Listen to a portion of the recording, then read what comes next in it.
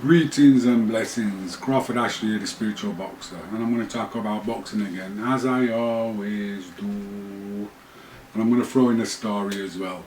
Somebody asked me about the Johnny Nelson fight and to talk to through that. Well, I've just come from the gym. I've been working with Theo, and one of the fights I showed him the other day was me boxing an hour through the left uppercut, and he was trying to work it out, so I told him to break everything down really slow and break it down and just move the foot, a little feel of it, and throw it. And I said sometimes you have to have what I call slow days, where you just break everything down into slow movements and feel it and get used to that feeling. He did 3 or 4 rounds on the bags doing that, and he says, feeling like I'm getting somewhere with it now. And that's it, it's one of them, if you don't get somewhere when you first try it, keep practicing. You know, if something don't work, it don't feel right, you get your body into that position where it does, and you just take your time. It's like when I smashed my arm up when I crashed the bike. I wanted to throw a right hand and I couldn't do it. I get it to there and it hurt, so I'd have to change a little bit to change the direction. But I broke it really down to slow movements and then built it back up to stick.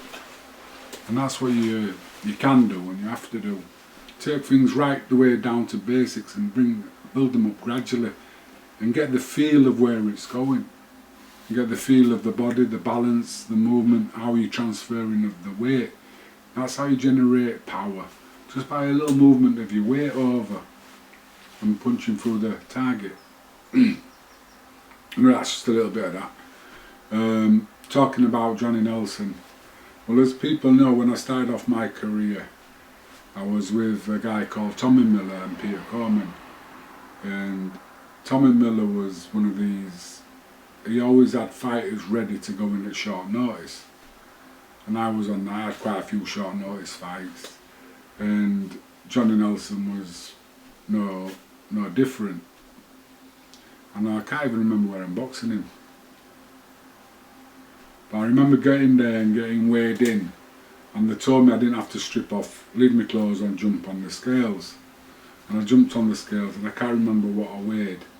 But my first British title fight, I only weighed 12 stone 3 the day of the weigh-in. So I wasn't very big, but I had my clothes on and I had money in my pocket, so I weighed heavier than I should have done. And Johnny was stripped off completely, and he came in at his weight, I can't remember where it was. So I think Johnny was around cruiserweight at the time and I was a light heavyweight.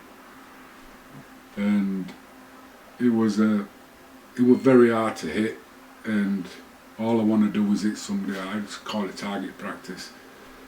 It was a proper messer, and I remember in the 7th round he's saying, "You're fucked now, you're fucked now." And I said, "Am I fucked? I'll show you who's fucked." And I walked straight onto a punch, man, broke my nose, put me on the floor. And I can remember being on the floor thinking, you idiot, get up.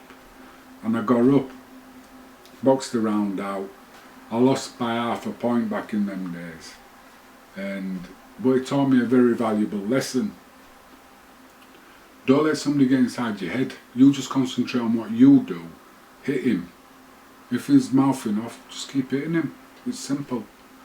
Don't let him get into your head like he did. And it worked. It was a valuable lesson for me, and nobody could get into my head again. But I didn't realise just how vain I was, because coming home in the car I kept pulling my nose and going, "Oh, please be straight, don't be vain." That was one for me, was that one. Yeah, every fight's a learning fight. You win, learn something from it. You lose, learn something from it. You know, it don't mean that I lost that fight, I wasn't going to go on any further. Same as when I got knocked out by Clemens and all these so-called experts saying now I was chinny and I washed up and I'm a shot fighter now. Ah man, that's just a load of nonsense. That's how other people perceive you. You've got to perceive yourself better. There's better to come, you know. Anyway, till next time, out.